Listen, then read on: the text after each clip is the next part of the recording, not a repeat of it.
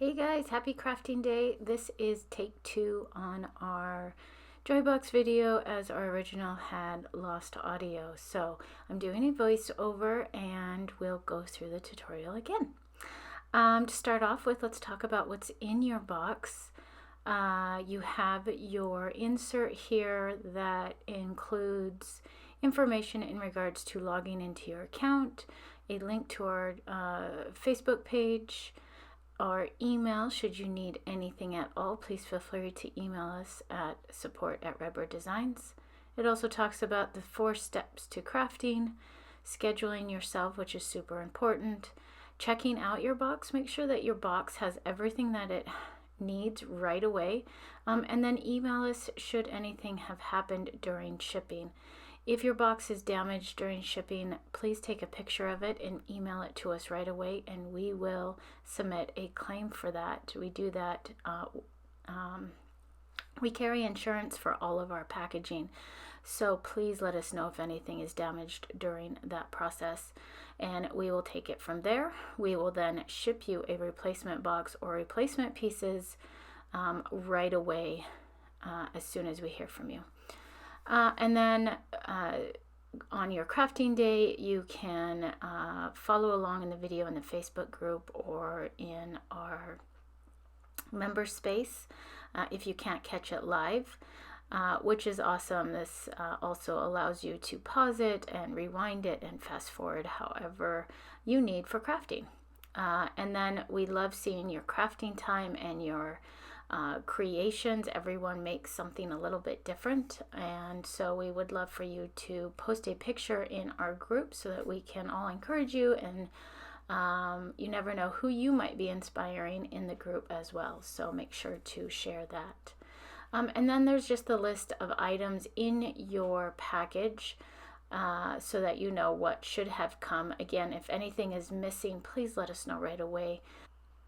All right, so in your package you have a large round, and then you also have the 2 skates, and then 2 of the skate covers, or excuse me, the lace covers. They look like the little bananas or the points that they go on the laces there.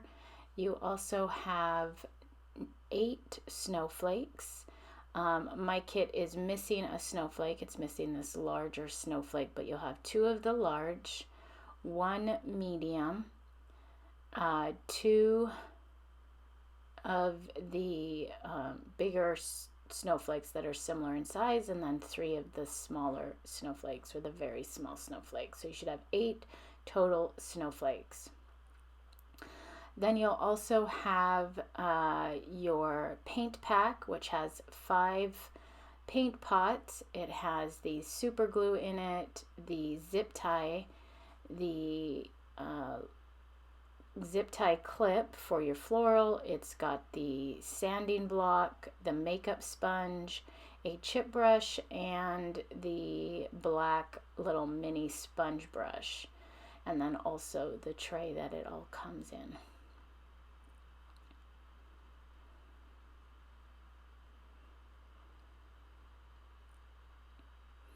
You also have a strip of fur for the top of your snowflakes. You have a bit of black string that we're going to use for the laces. You have the ribbon, so you have 4 different types of ribbon: a gold, a black and white stripe, a silver, and then kind of a gold and silvery one, which I'm absolutely loving this ribbon. The colors are so amazing together, and it's just such a great combo.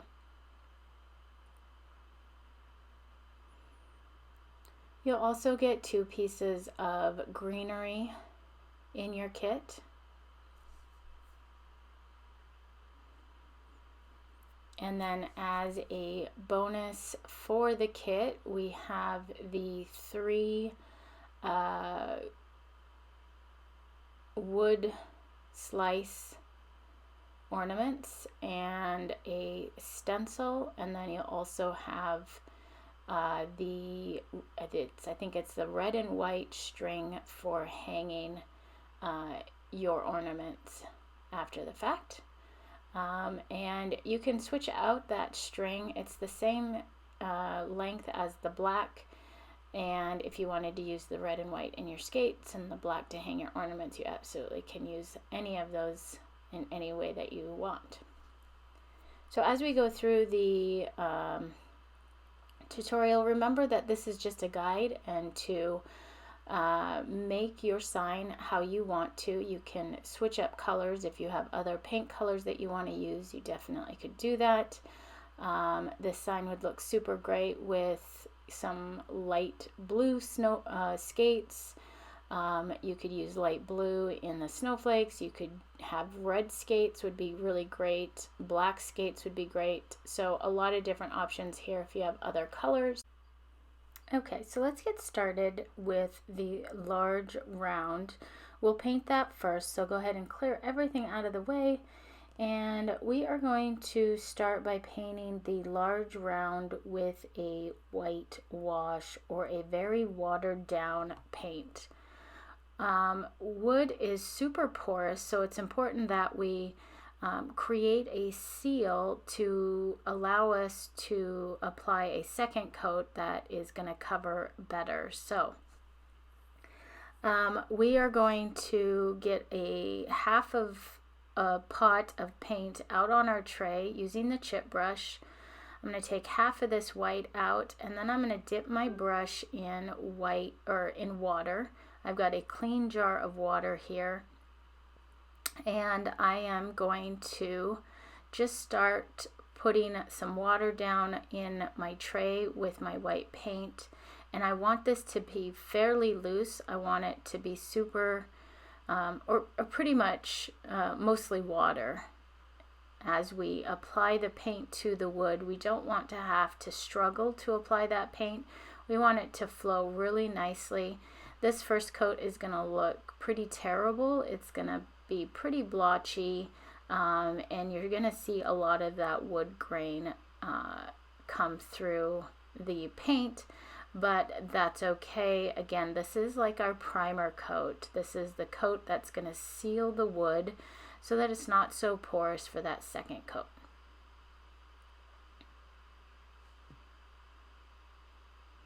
So as I'm painting, I'm also going to continue to add water to my brush and my palette here and just work my way down the sign.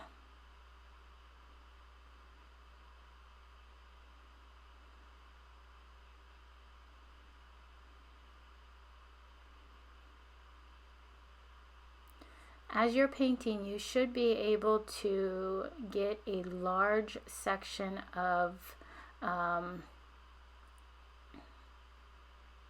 your sign completed before you start to run out of paint. If you are only able to do small sections at a time, make sure to load your brush up really well, or add more paint, or excuse me, add more water to your paint so that it flows better. And even as you're laying your color down, you can go and just grab a little more water to push that paint even a little bit further. I'm just using really light brush strokes to cover my sign, and as you can see, we're still able to see that wood. It's pretty splotchy, but again, that's okay. This is our first coat.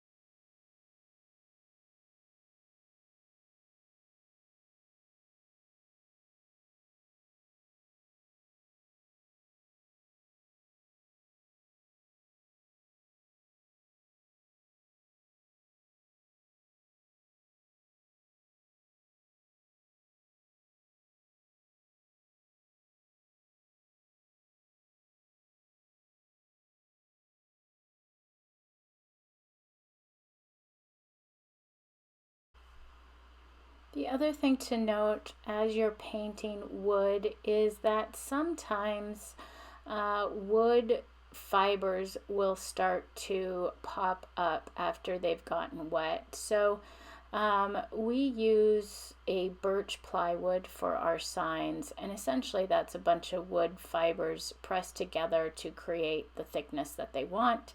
And depending on how the wood is created and the conditions that it was created around or manufactured around, and the conditions in your home and whatnot, all the things that play a role in the humidity and all of that in your home, can cause wood to create these fibers that stick up. Essentially what's happening is the fibers in the top part of the wood get wet, and then they expand and grow and stick up. So if you notice during your painting, if those fibers stick up after it's dry, you can go through with that little sanding block and knock those fibers down. Also, as you're painting this first coat with the watered down paint, you want to make sure that there's no standing water on your round. Wipe those off. Just dab that water off with a rag and get rid of that. That standing water will soak into your wood and really cause some havoc in that wood. All right, so let's paint our skates. I'm going for the look of a full whitewash. I want to see that wood grain through my paint, but I want it to look like white wood essentially. So I'm going to use that watered down white paint that we have, and then I'm going to paint it and then wipe it off. And then after that's dry, we'll come in and add some color to the stripes to accentuate that plaid pattern. The other thing to note is if you're not into a plaid pattern, you can flip your skates around and paint the back. And essentially now you have a second option for your sign in where you are painting just a solid skate. The one thing to note is to maybe just sketch in the line of where your heel is for your boot, and then also a line along the top where that fluff or the fur is going to be for the skate. But other than that, you can use the back to create a solid skate if you wish.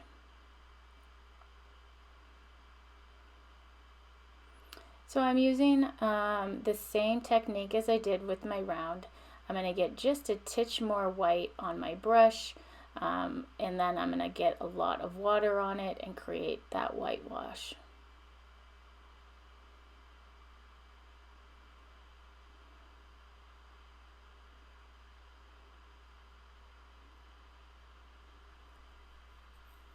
Now, depending on how you want your skate, you could use a solid color here, creating that whitewash to start with, just like we did with the large round, and then go back in with a second coat to get a solid white finish on your skate. As you're painting your skate, you don't have to worry about painting over the lines along the top where the fluff is going to be, because that is going to get covered up with that fur. And then also on the bottom, I'm not taking too much care about painting the blades or the heel, because I'm going to come over with the second coat and I can clean that up later. And now to get that a true whitewashed look, I'm going to take my rag and wipe away any of that paint, and now I've got essentially a white wood skate. I really love the color of this. I really like the wood grain, and then with it just a little bit white, I think is really cool. So depending on how much paint and water you have in your brush will determine the amount of paint on your skate. So if you wanted it to be a little bit darker, you could leave it as is and not wipe it away. If you wanted it to be a little bit lighter, you could add more water and wipe more of it away. This process, you kind of just have to play around with the amount of water and the amount of paint, and then how much you wipe away also.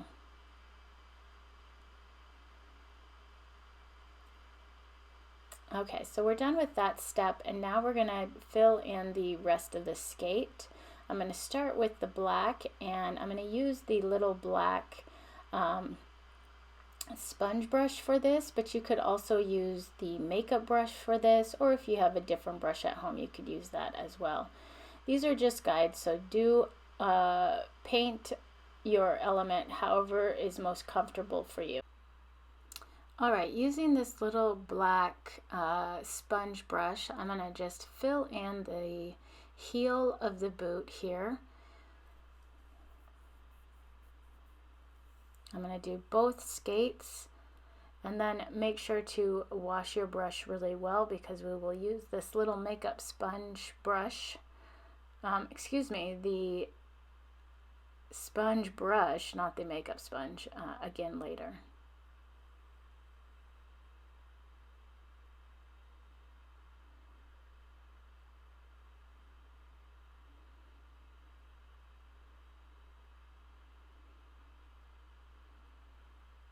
So a quick little wash, and then we are going to move into the silver.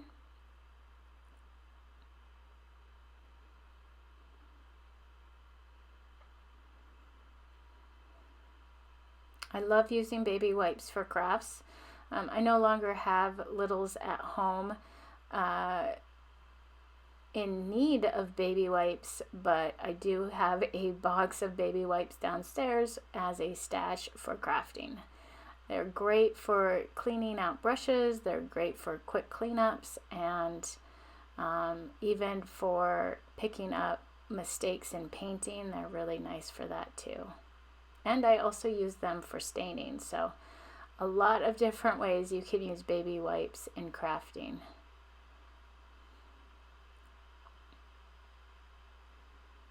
Alright, so I'm going to pull out the silver to paint the blades of the skate, and I am going to switch to using a makeup sponge for this, and I'm going to actually cut it in half to create two essential brushes with the makeup sponge. But again, you can use whatever you want as you're painting your item.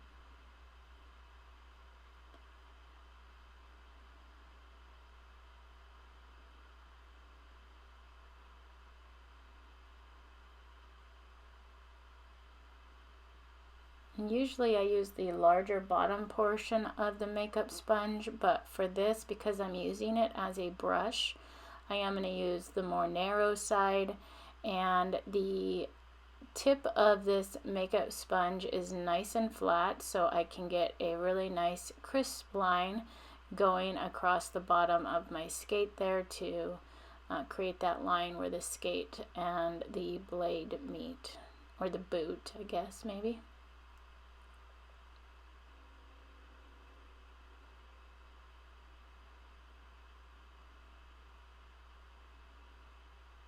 When you're doing small detail items, just make sure to take your time, go slow, and if you make a mistake, paint is really easy to fix. You can let it dry and repaint it and kind of start over. And if you need to, you can use a wet one or a baby wipe or a wet napkin and wipe away the mistake as well if you catch it before it dries. The other thing I want to note is I never paint the edges of my pieces when I'm crafting with wood. I like the edge of that wood that the laser has cut. It's got a nice dark brown, almost black edge to it, and I think that really helps the elements pop off the sign and gives them some more dimension. And so as I'm painting, I'm always careful to not paint my edges so that I have that nice clean black or dark brown edge. So you'll notice that I've never talked about, or I haven't painted any of my edges on my skate. The other reason is it's a bit time consuming to paint all of those edges, and it can kind of get messy, so I prefer not to. Now if you want to take the time to paint your edges and you like that look better, then absolutely do that. There's no right or wrong way in painting your pieces. There's just your way. So feel free to do that and paint your edges. Now, if you don't want your edges painted and you accidentally painted an edge, maybe you got a little bit on one of the edges, if it's still wet, you can just grab a baby wipe or a wet rag and wipe it away. And sometimes even your finger, you can wipe it away. If it's dried and it's there, you can use the little sanding block to sand away the paint that got on the edge. And then the other way that you can clean up little spills along the edge is using a Sharpie. Sometimes a black Sharpie or a brown Sharpie can clean up those edges, and then also the little sponge brush is really helpful in cleaning up any spills that went over the edge.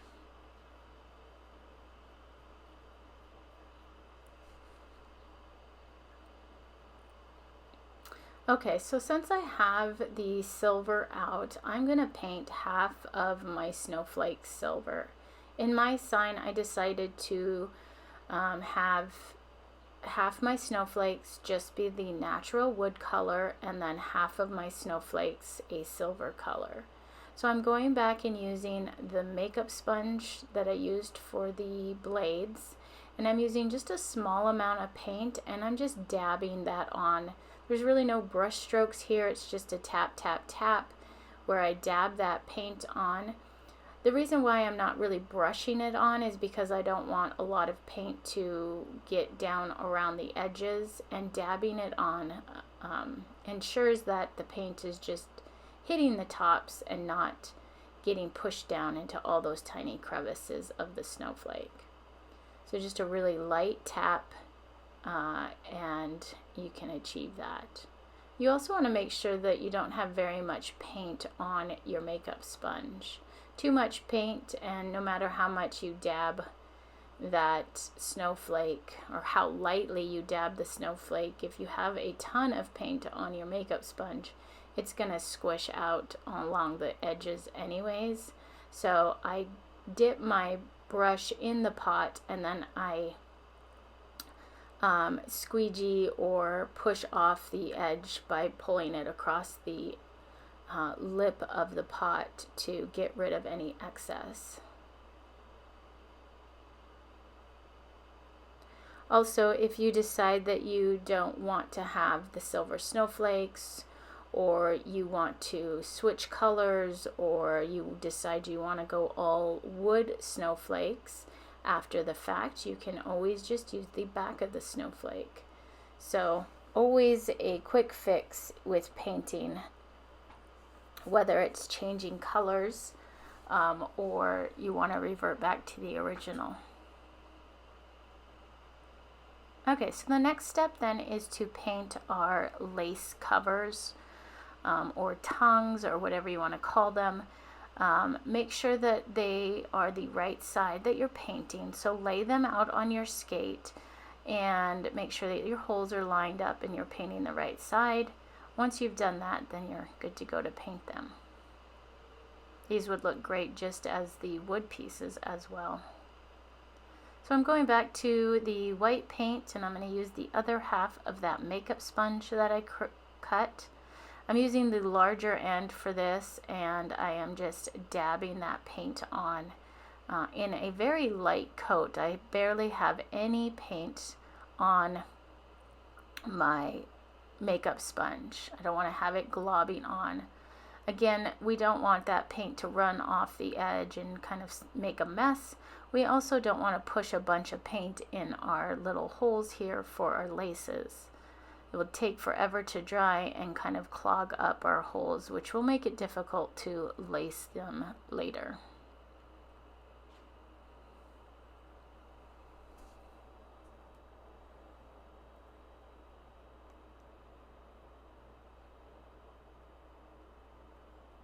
So here you can see this is what I mean by too much paint. This is too globby. It's going to make a mess on our piece, and so you load up your makeup sponge and then you can use the edge to push off the paint, or you can offload it onto your tray. So I can load it up, And then I can just tap on my tray, which will help disperse some of that paint on the edge of my makeup sponge and also get rid of some of those big globs. So either way works. For the tag, I'm going to leave mine the natural color. It is engraved with for the Winter Wonderland, so you could paint it and carefully just paint right over the engraved, and it would show up in a kind of a darker color, whatever you use there, and that's completely up to you.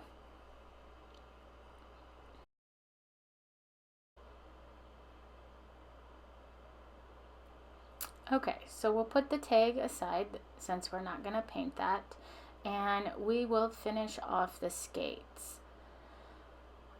In my example, I wanted to bring out the plaid pattern a little bit, so I'm going to add a couple white stripes to the pattern. I'm going to use the little sponge brush, and I'm going to create a stripe on one of the lines that we have. So I want to use just a small amount of paint. I want it to be very faint and subtle. I don't want a heavy paint, so I'm actually using some of this paint that's a little bit watered down even. And for this, I want to make sure that I paint the same stripe for the entire skate. So for the skates, you'll notice that there's 3 lines together, creating 2 rows and 2 columns. So for mine, I'm going to paint the bottom row. So for the lines that are going right to left or horizontal, I'm painting the stripe that's on the bottom. And I'm using a very light stroke. Again, I want it to be really subtle and kind of broken and scratchy, so it's not a completely solid white line. It's just a titch darker than my whitewash.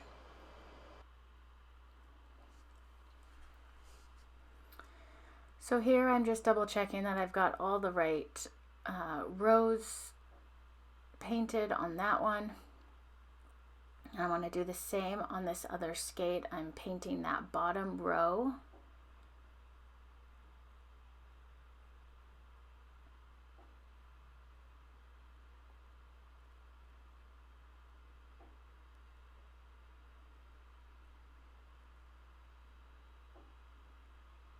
Just gently dragging that brush across my skate.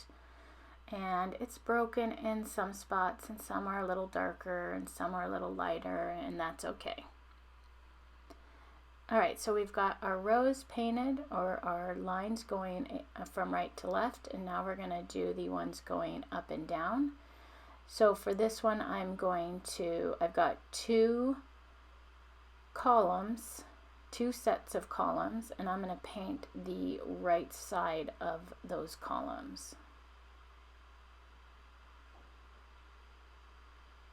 You could really go get really detailed with this pattern and bring in some grays and the black and really have fun painting this pattern, even painting the bigger squares and rectangles that are there and creating a fun pattern.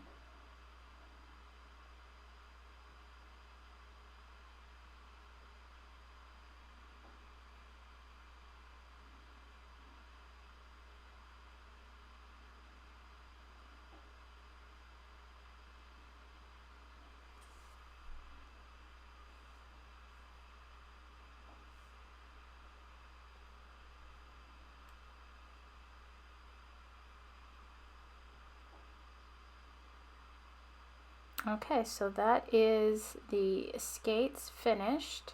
So we'll just quickly wash this little brush real quick.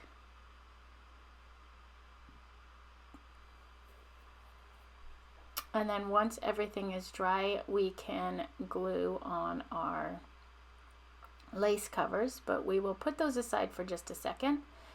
and bring back the large or round to put our second coat on.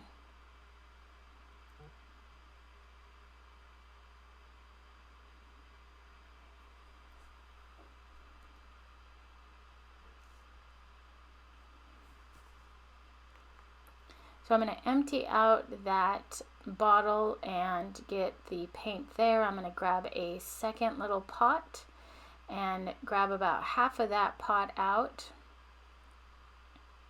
For the second coat, I am going to water down my paint, again, just to help me push that paint around. It really helps that paint flow. So I'm going to add some water to my brush and mix that around to loosen up the paint.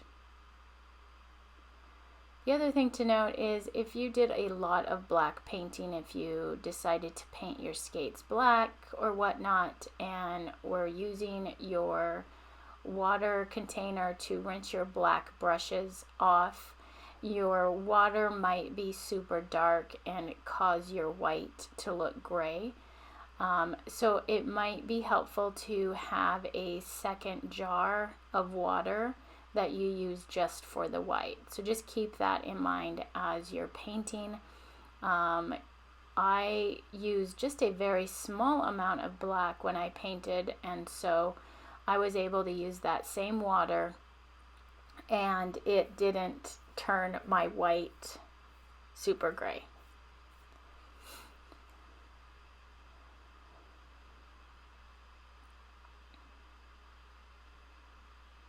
So this second step, we're not using quite as much water with our paint, but we did add a little bit, enough to make our brush strokes nice and long to make that paint go a lot further.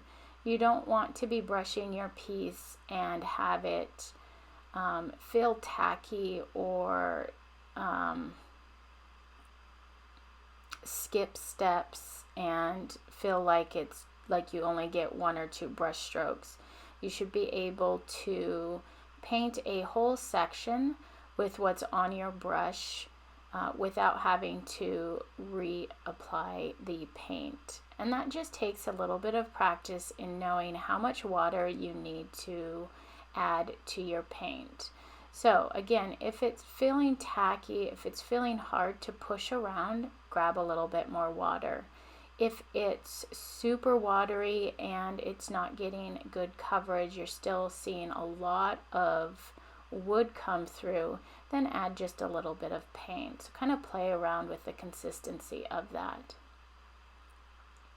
The other thing to note in my example is I am still seeing a little bit of the wood peeking through, but that's okay. I want it to look a little rustic and a little more worn.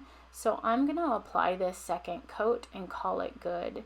Now if you want to have a nice solid white background, then you'd probably want to apply a third coat using that last pot of white paint. And just make sure that, again, with that third coat, that you water it down so you're able to push that paint further. So I'm just adding a little bit more paint to finish off my sign here.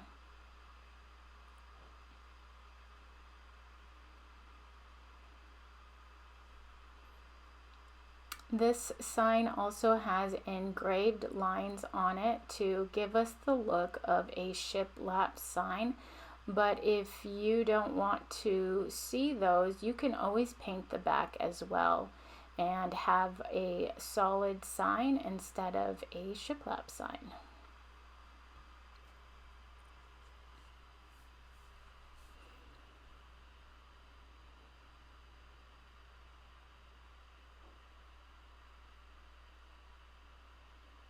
Okay, so we're going to set this aside and let this dry, putting that second coat on, and we're going to bring the skates back and finish them off. We're going to start by gluing on our laces. So I'm going to grab the super glue that comes in your kit. Now the super glue, the applicator will pierce the end of your super glue, so you don't need to worry about finding a needle and piercing that before you apply the applicator. Just twist the applicator on and it does all the work for you. Also notice that the applicator does not have a lid, so as you're twisting it on, take care of how you hold it and where you point it so that the glue doesn't come squirting out. One thing to note is as you're twisting it on, to hold it by the seam of the bottle, not the tube itself. Holding it by the tube applies a pressure and then it squirts out and gets all over your hands. Trust me, I've done it multiple times. So hold it by the seam and then slowly just twist on your applicator. The other thing is you want to twist so the applicator is pointing upwards so that the glue doesn't just kind of fall out as you're twisting that lid on. Again, I've done it multiple times. So twist with your fingers on the seam, go slow, and then also have that applicator pointed in the upright direction. And you'll hear a little release of pressure as that applicator pierces it. Super glue is super strong and super fast drying. You only need a couple drops as you're applying your elements, and then you can place them. Always have your elements ready to go as you're using super glue because it does dry super fast. You want to make sure that you don't get very much play time in adjustments, I guess I should say. So as we put these laces on, we want to make sure that we have kind of a plan of attack so that we make sure our holes line up in our laces so we can lace them here in just a minute. All right, the next step then is to put the fur on top of our skates, and this is totally optional. You have a strip of fur and it might need a little bit of trimming. But I'm going to start by cutting it in half, and then I'm going to lay it out and kind of determine how much I need to trim off. So I lay it on the piece. I'm going to trim a little bit off the top here and kind of round the corners a little bit so it sits nicely on the top of my skate, and trim just a little bit more.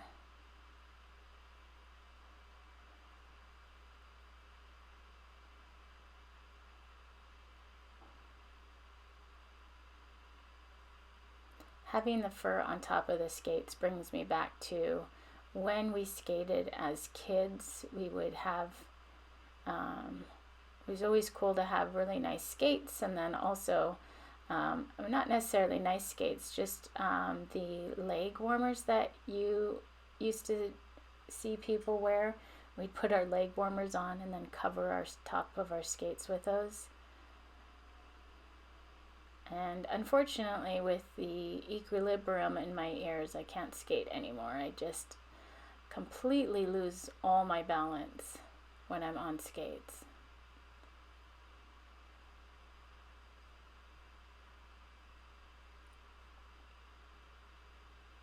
Okay, so now we can add a couple drops of glue to the fur or to the wood. It might be easier to put it on the wood. Again, just a few drops here and there, and then just make sure to hold that down so that it has time to adhere to that fabric.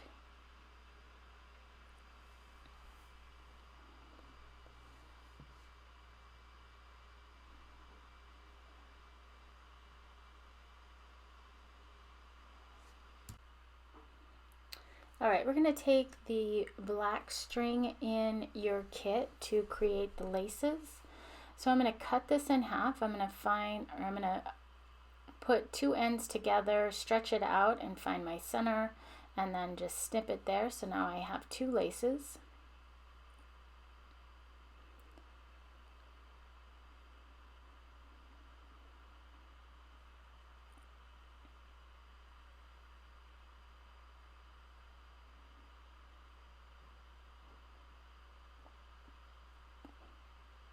I'm going to start by going down the top to the back, and pulling it to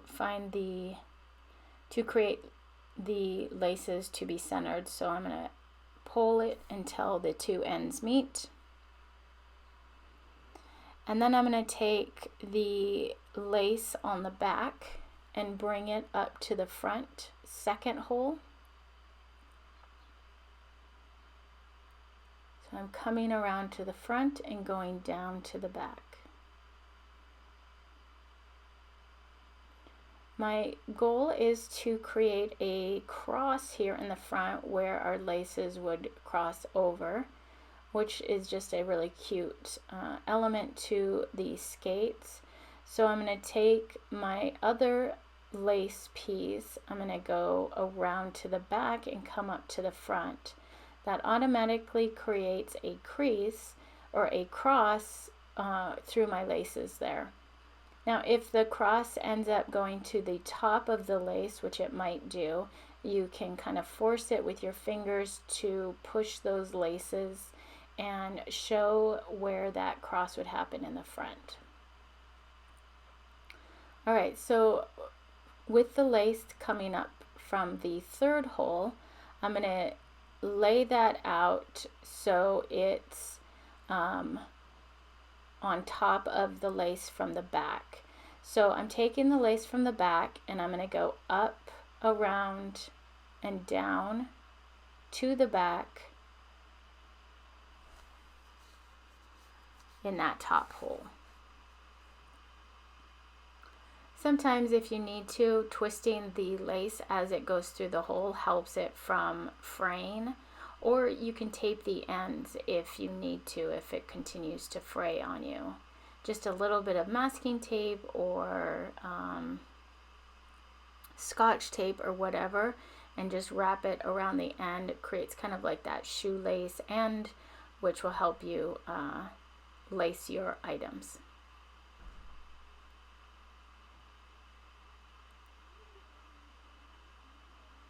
Alright, so you can see how, because I had that lace from the third hole laying to the back there, it's created that natural cross on the front. So I've got two of those crisscrosses for my laces, and that's it. So now as I hang that, that is going to give me that cross where our laces crisscross. So we'll do that with the second set of skates as well.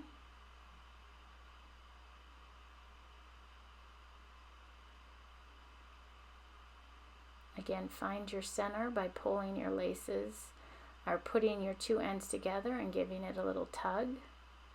Then we're going to take that lace that's in the back, bring it around front, and put it down the second hole there.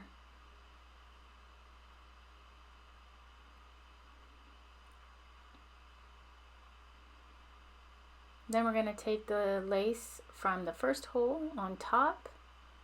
We're going to take it to the back and bring it up from the back to the front in the third hole.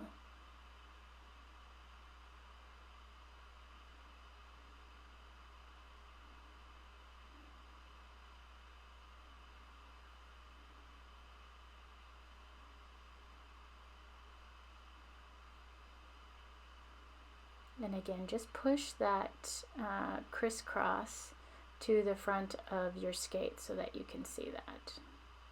And just adjust that string a little bit.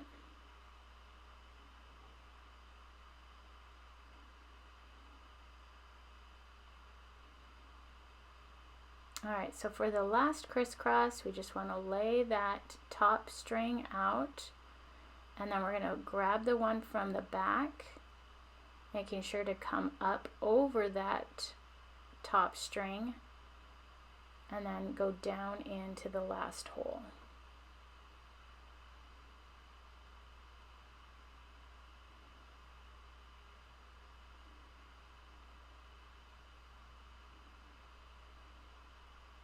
And there we go, our skates are done.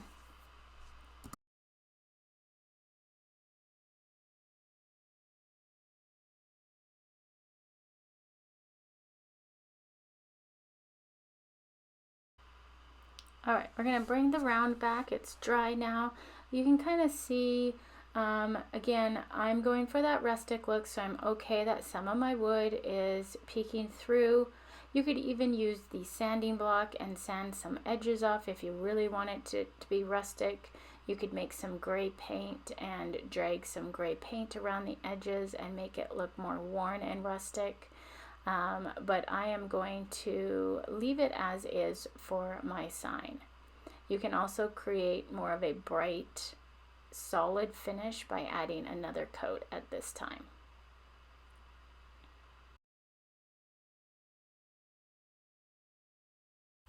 All right, I'm gonna just wipe my area down. I'm gonna leave my round to dry for just a little bit longer. It's still a little damp. And we will create our bow for the sign.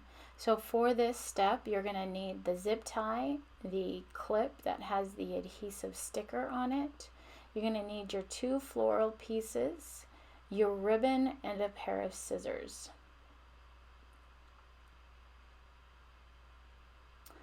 So just to quickly talk about placement, you could place your bow really anywhere that you want on your sign with that adhesive clip.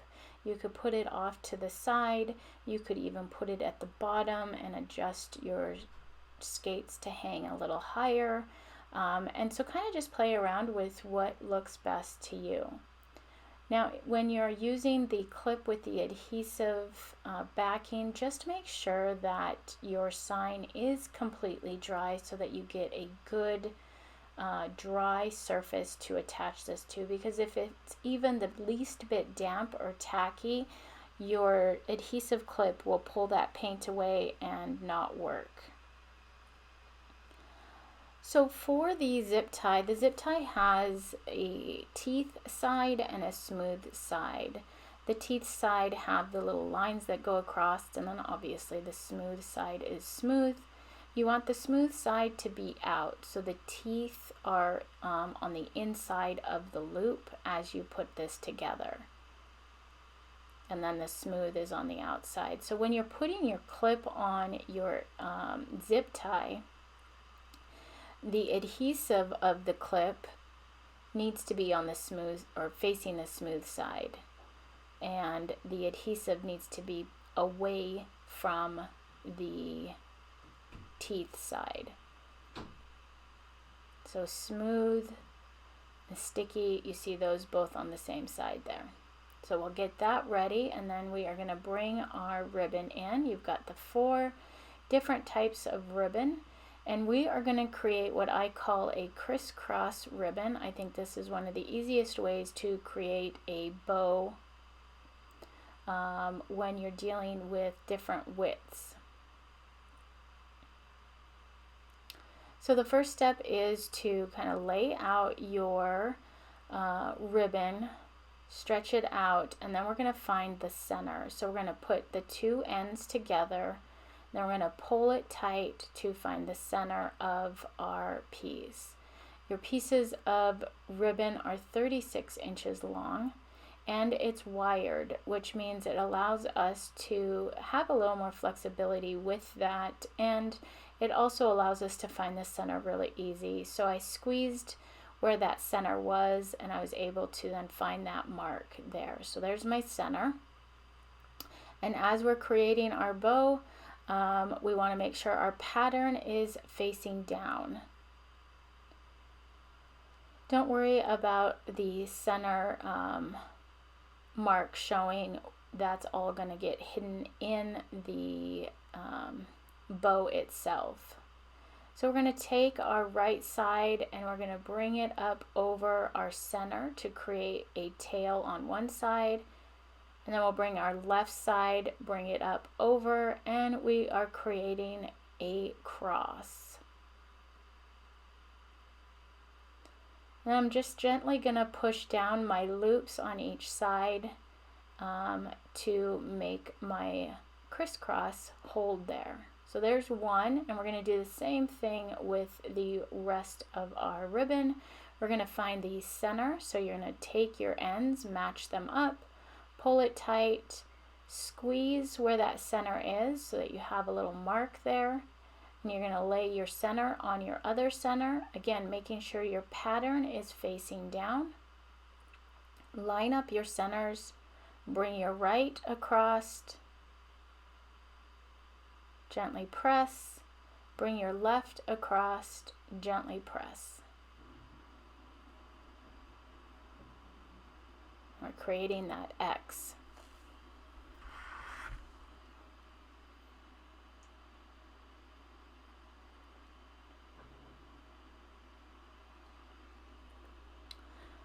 Then I'm going to grab my silver ribbon next. Now this one's a little bit thinner, and I typically like to have my thinner ribbon in my bows be a little bit smaller. They're my center loops, so you'll notice that as I'm placing this, I am changing the size of what my loop is going to be. So you'll see that it's just a little short of my other ribbon. It comes about a ½ inch shorter there. And that's just to give me a smaller loop.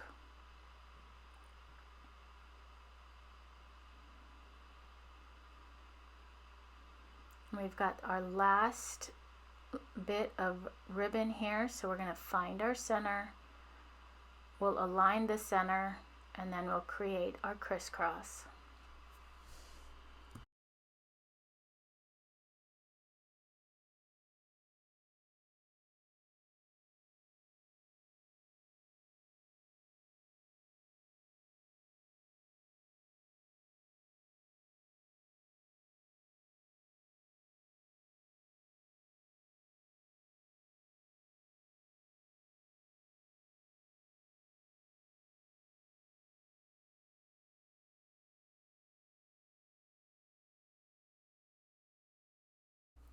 Okay, so next we're going to gather our bow, and I'm going to hold my fingers up here while I kind of pinch and gather, pinch, gather, pinch, and gather. And now I've got this bow that looks kind of great just as it is, but we're going to fluff it and do a little bit more here in just a minute. So now that I've got it gathered, we are going to flip it over and use the zip tie to put all of our bow and floral together. We also want to make sure that as we put that zip tie on, that the smooth side is out, the teeth are laying against our bow, and that sticky part of the clip is facing away. So again, make sure that you see the teeth of that zip tie. All right, so I put my bow upside down. I'm laying it on my surface, and then I'm going to put a piece of greenery on top or on the back of my bow. And the greenery has a little knob where all of the green stems come together. So I'm using that as a guide to how far in I want to put my greenery, and I'm putting it the center, or I'm putting the greenery up to that point on my bow. And then on the other side, again, where that knob is, where all that greenery is coming together, I'm going to line that up with the center of my bow as well. And don't worry about how your greenery looks quite yet. We're going to fluff it and make it better so that it all kind of flows together. This is very flexible greenery, and we can even cut it and adjust it as needed. So I've got all my pieces laying on my table here, and now I'm going to grab my locking piece, the piece with the little square on it, and I'm going to slide my zip tie through. And if you hear the clicking sound, that means you have your zip tie correct. Again, make sure that we see that sticky part of the clip so that we can attach it to our sign. And I'm just going to gently pull my zip tie. I don't want to over tighten it quite yet. I want to leave it a little bit loose so that I can adjust my bow. So it's tight, but it's not overly tight that I can't pull and tug a little bit on my bow to fluff it and get it where I want. So now the point of the bow is to fluff it. I'm going to insert my fingers into each of the loops and open them up and fluff them and just adjust how they lay. You can have them be right next to each other. I kind of twist them so that they go up and down rather than left and right. And then the silver ones, we want to tug our tails down so our tails come down. And then we're going to go into those loops with our fingers and bring the silver loops up to the center, opening those up. And then we'll do the same with the next two loops. And remember, this wire has ribbon in it, so it is going to allow us to fluff and adjust the bow as needed.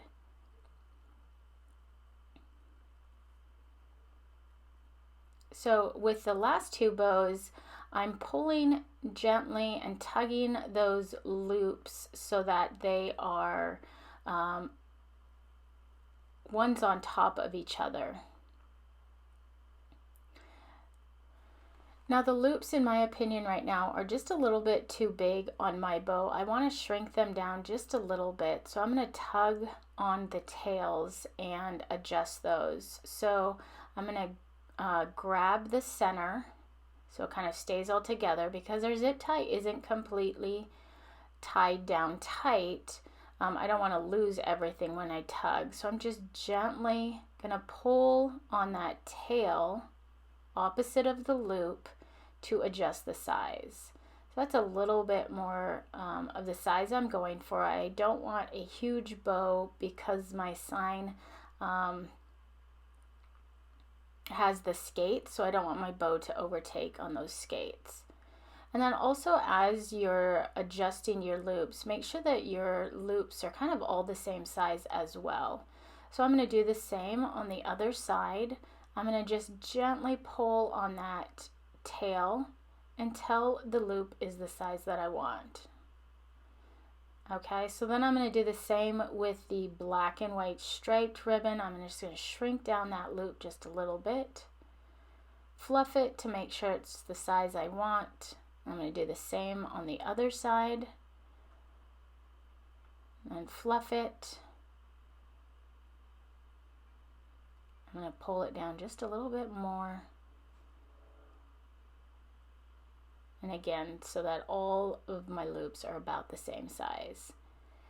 Now I also like to, I'm switching the location of those back loops so that they're opposite of each other. So on one side I have the black and white stripe on top. On the other side I have that gold glittery ribbon on top. And that just helps the bow look a little more appealing to the eye if they've got that flow of pattern going around. So just take a few minutes to fluff your loops and make sure that they are exactly how you want. And this step is a step that I think a lot of people just kind of go too fast at. It does, you know, bows do take some fluffing and adjusting to get them to look just right. All right, and then once you've got all of your loops ready, we're gonna finish this off by tightening that zip tie all the way. So I'm gonna flip it over. It's gonna smash my loops, but again, this is wired ribbon, so I can come back and refluff those. But at this point now, I want to make sure that the sticker is on the back side of my loop so that I can attach it to my sign.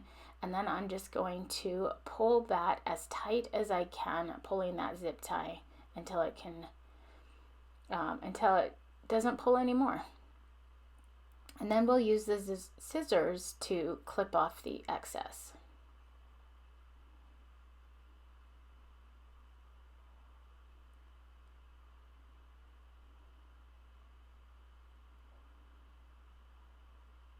All right, so we've flattened a little bit, so we're just going to go back, do a little bit of fluffing, and there we've got that really pretty bow. Now the next step then is to adjust your greenery, and again, like I said, this greenery has wire in it, so you can adjust it as needed, pulling up the longer pieces or pulling up the shorter pieces to be on top. So we want it to be that the edges are shorter, the top and the bottom, and then in the middle are our longer pieces. So fluff your greenery as needed.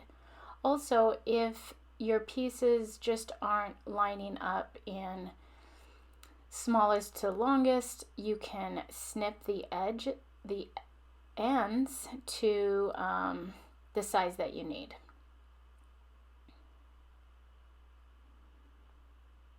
The other thing that you can do if you don't want to cut the ends is just to fold them in of themselves.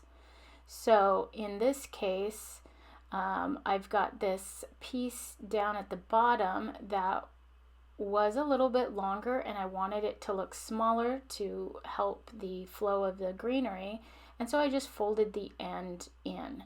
So here you can see I'll unfold it. It makes it a little bit longer, and it wasn't creating that angle of greenery that I wanted.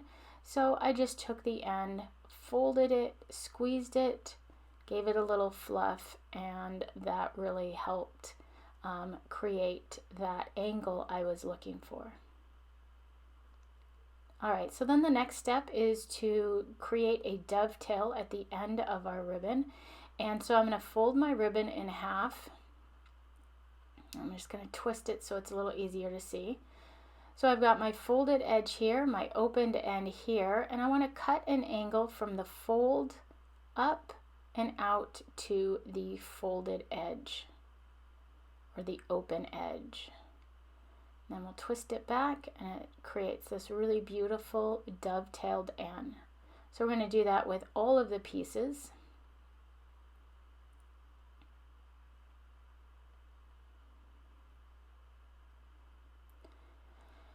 And some of this ribbon is a little bit long, so you'll end up cutting most of it off, but don't get too crazy cutting it too short. We'll also trim it once it gets onto the sign as well. Leaving them long just allows us a little bit more flexibility as we are building our sign and we apply the bow. We can cut and adjust as needed at that step too.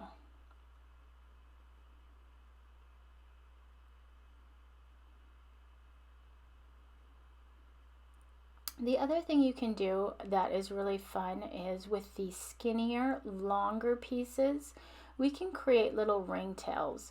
So what I'm going to do is I'm going to twist this skinnier or thin ribbon in around itself, so it's got this little rounded edge, and then I'm going to reach into the end and gently pull it, and it creates this little ringtail, which is super cute on bows, especially when bows have the thinner ribbon with it. So twist it around itself all the way up to the end, reach into the center, and pull out the center just a little bit to create a ringtail. You can also twist the ribbon around a marker or some other item to help it get around and create that circle, or that almost a tube, I guess.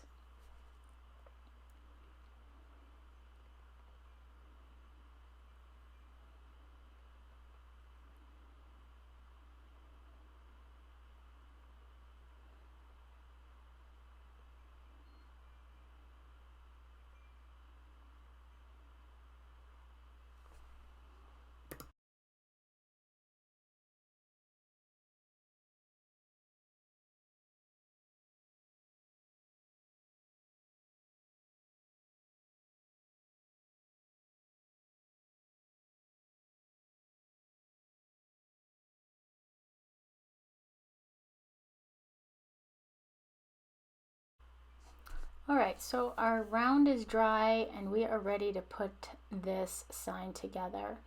So I'm going to start by grabbing the ends of my skate laces and pushing them through the hole at the top of my round base. And then I'm going to create a knot in the back to hold my laces together. At this point, you want to just adjust the length of the laces so that one of the skates is a little bit longer than the other on the sign, and that way they just lay a little bit nicer. So for the bottom skate, or the longer skate, I want it so that it reaches the second line from the bottom. And so here I'm just adjusting the string, kind of playing around with the location of that to make sure it is where I want.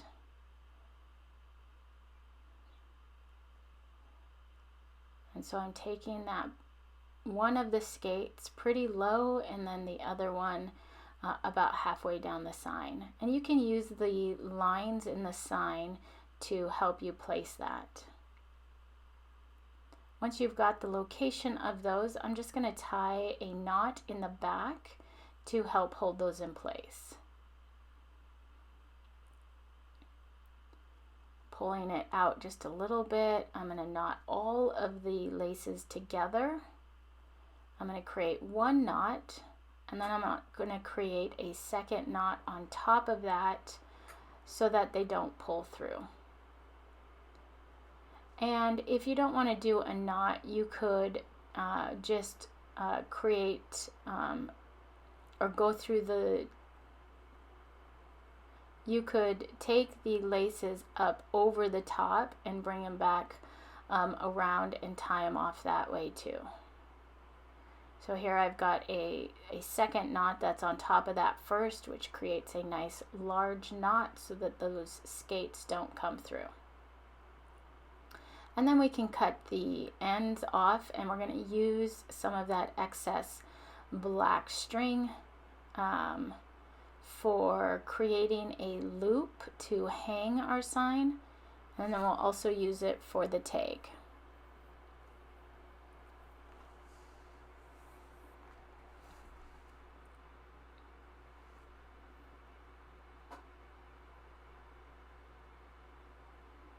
Alright, so I'm taking a bit of that excess black, I'm pushing it through the opening or the hole in the top of my sign, and this one is going to be used to hang my sign.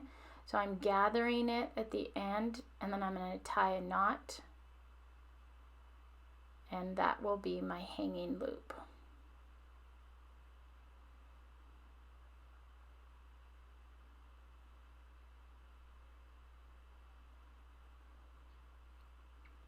Alright, so I've got my skates here, and we will put the bow on top. We'll remove that little sticker there, and as you're placing your bow, make sure that your skate laces aren't in the way of that sticker. You might have to push them aside a little bit as you're placing that element. So my bow is pretty large, and my skate is being covered by that. So I'm going to move it up so that my bow goes a little bit higher on my sign. I'm also adjusting the greenery to arch down. I was grabbing the back of the greenery there a little bit and just bending it so that it came down a little bit. And then I'm also going to trim some of my ribbon so that it doesn't cover up my skates as much. And you can also take your tails and push them off to the side as well. The ringlets work great here because they kind of stay up inside of, or right underneath the bow, so it's not covering up my skates.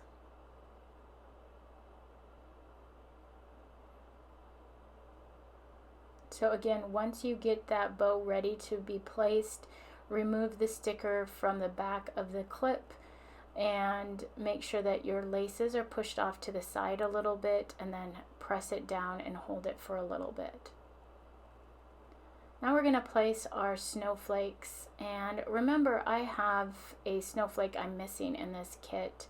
I should have 2 of the extra large snowflakes, and so I want to remember that. I will find that snowflake and get it put on here after the fact, but as I'm looking at where I want my snowflakes, I want 3 of the bigger snowflakes kind of all the way around my sign, just to make it a little more balanced. And then I'm going to use a little bit of that excess black string to tie my tag on. So again, I'm just stringing that through the hole in my tag, and I'm going to tie a knot at the top, and then I'm going to string it or hang it on my granary.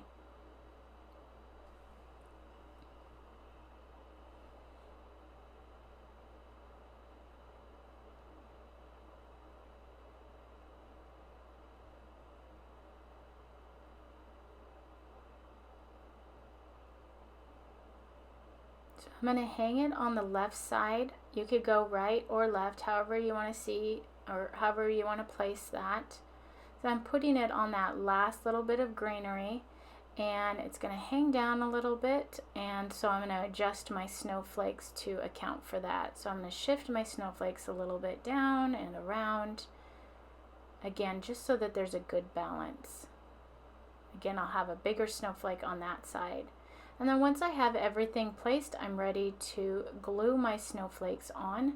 And I'm going to use the super glue and a couple drops behind all of the snowflakes and press them on.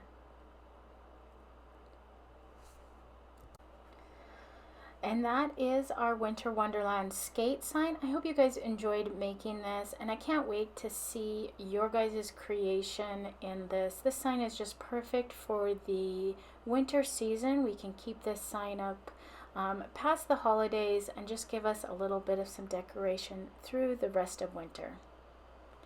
Okay, so now let's get into creating our bonus elements. So our bonus elements are 3 of the wood slice ornaments with the stencils.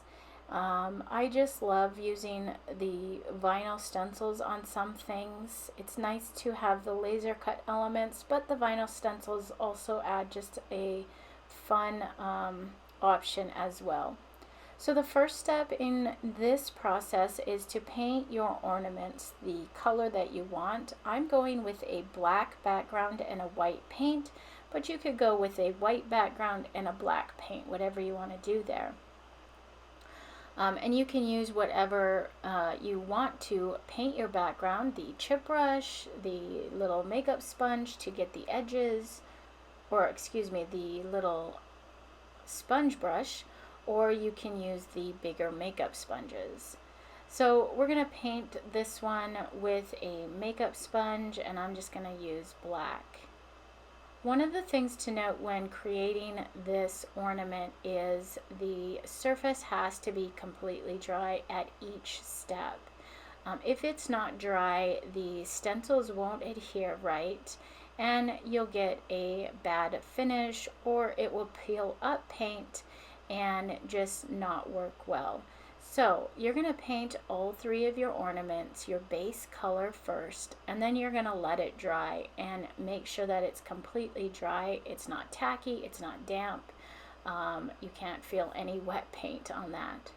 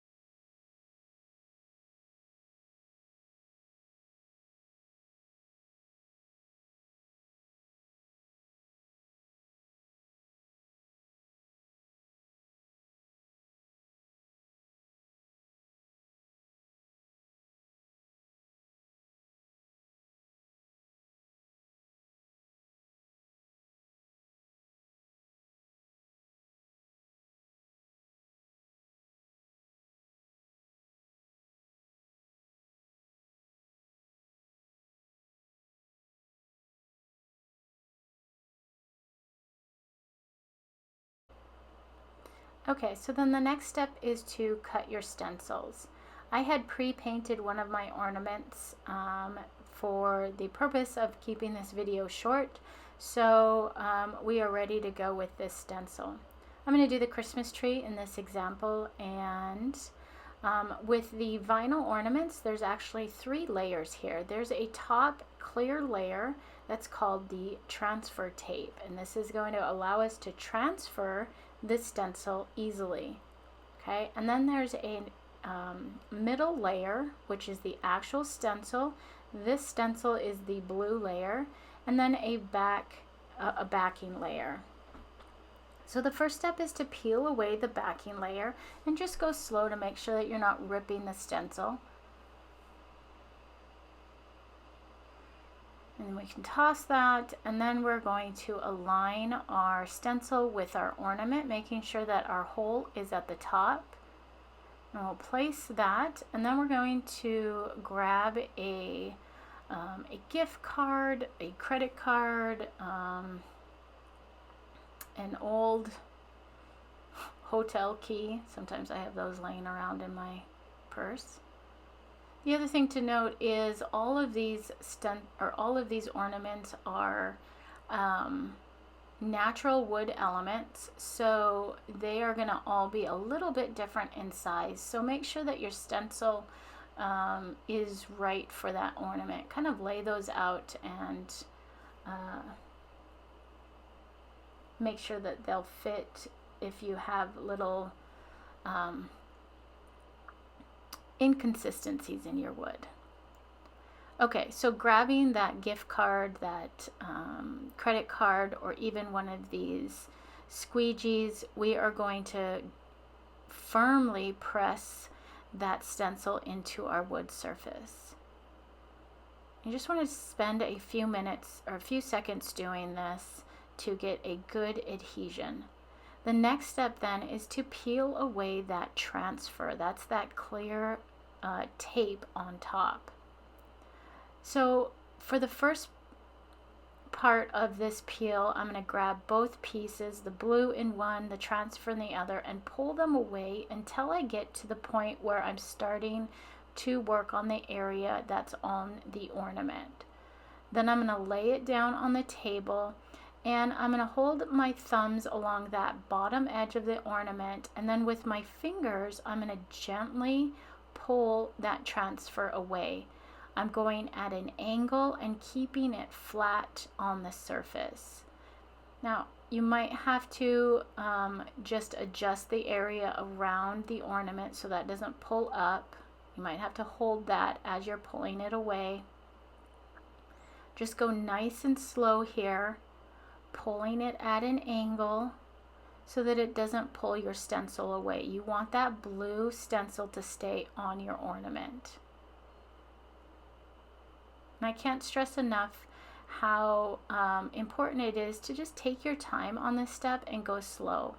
The transfer tape can be somewhat frustrating, but if you go slow, you keep your transfer tape pulled at an angle and keep it flat. Don't pull it straight up. You'll be successful at this. Now as you're going, you might have to hold the blue stencil down as you move towards the bottom. It might want to try and pull away with the transfer tape. So I'm just using my other hand to hold the stencil down, smoothing it out, reattaching it to the ornament, and then we'll pull the rest away. And now we have our stencil on our ornament. When you do the joy, the center of the O might try and pull away when you are pulling the transfer tape away.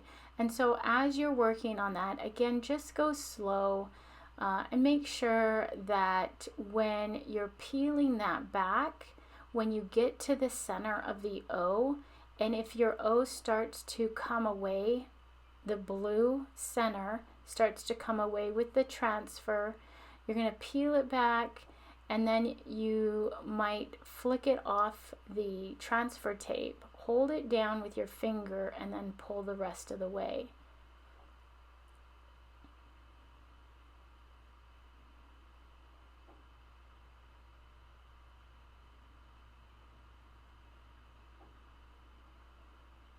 Okay, so then the next step with our stencils is to paint a layer of your background color. So I painted my background black, and so I'm going to use my black paint, and essentially we are creating a seal so that we don't get bleeding, or the white paint doesn't bleed underneath our stencil. Because these are wood elements, they have grooves in them and they're not sanded completely smooth. So we need to push some black paint and create a barrier so that we don't get a lot of bleeding happening in our stencil. So I'm taking the black and I'm pushing it to my edges and kind of pushing paint back into the edges of those stencils to create that wall of black paint, essentially.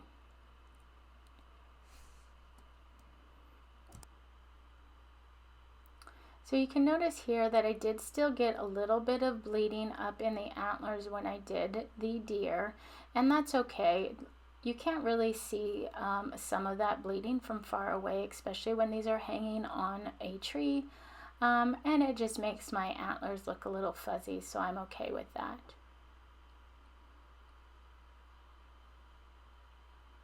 If you do get bleeding in your ornament, you can definitely just go back and do a little touch-up paint with your little sponge brush. Okay, so I'm going to blow dry mine real quick just to help speed the process up. One thing to note, if you do use the blow dryer while working with your ornaments, make sure that you're using a very low heat and that you stay further away from your ornament, otherwise it will melt your stencil. I got even just a little bit close here. You can see that my stencil is kind of starting to crinkle in on the end there, so just be really careful when using a blow dryer with your stencils. You don't want to have your stencil kind of bubble in of itself. Alright, so I'm going to use another portion of my black, or I'm going to cut off the tip of one of my makeup sponges so that I can use the bottom of it. I'm just trimming that up a little bit. And this is another way, you want to use just a small amount of paint. Even though we created a seal to help with bleeding, we still want to just make sure that we are using a small amount of paint. So you're going to load your paint up and then you're going to offload it onto your paper so that you're just using a very tiny amount. And then we're just gently tapping the area in the stencil. We don't want to have too much paint on our brush or our makeup sponge, because it will kind of seep underneath your stencil. And just take your time here, just gentle taps. You might need to do a couple coats to get a nice white finish. So I'm going to do a light coat here. It's super see-through. I still see a lot of the black. And then you come in with a second coat to fill that in. So just gentle taps, small amount of paint. Pushing too hard also results in bleeding, so just nice gentle taps.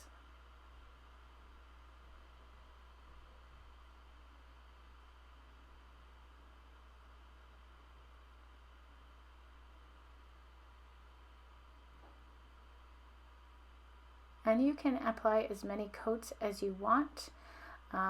This is how mine looks. It's a little bit light in color, but I'm wanting it to look kind of like chalk almost, so I'm okay if it's not a complete solid white.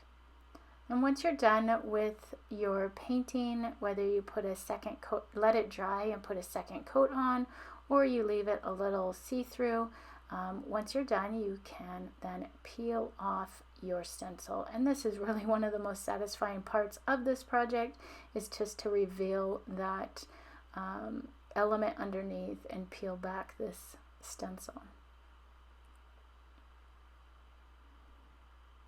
And there we go. So you do this a couple other times with the deer and the joy to create your